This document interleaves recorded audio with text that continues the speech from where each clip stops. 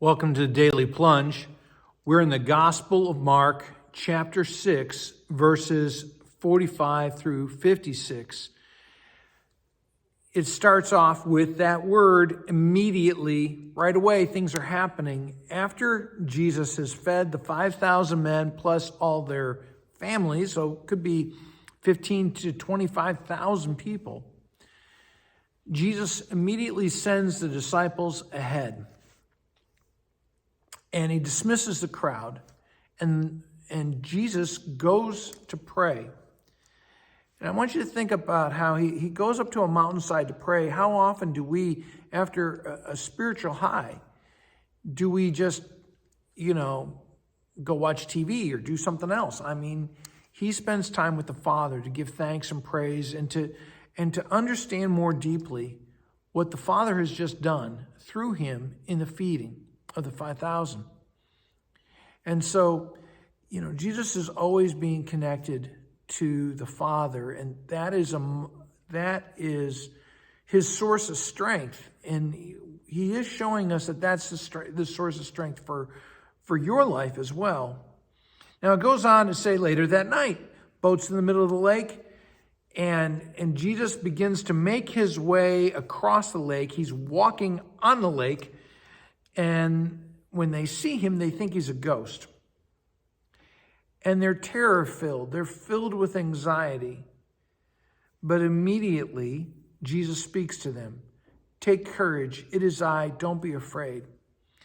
And I think about how often, God might be at work around us and we don't understand what he's doing, but instead of looking for where God is working, we're afraid.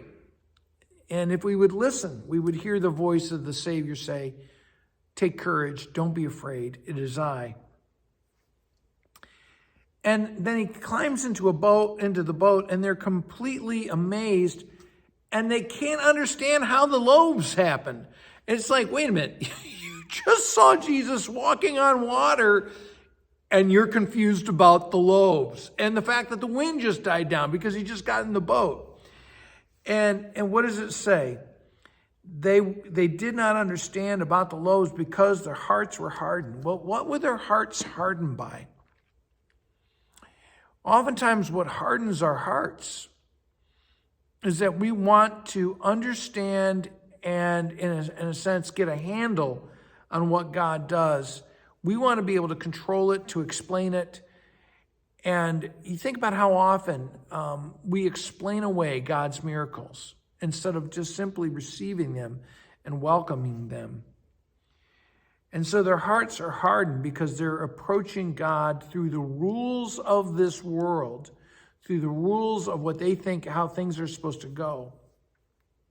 So they can't receive the blessing. How does that happen in your life?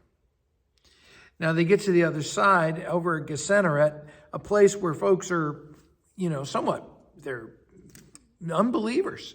And they recognize him, and people from all over come running to him, and they carry folks on their mats, and they just want to touch their cloak. So where the disciples are living with Jesus all the time, and they see all these miracles, their hearts are hardened. But these folks who barely know Jesus, they think if they could just touch the hem of his cloak, that they would be healed. And they are. Because why? Because they're not trying to explain it away. They're just trusting what God is doing. Well, thanks, my friends. Have a blessed day.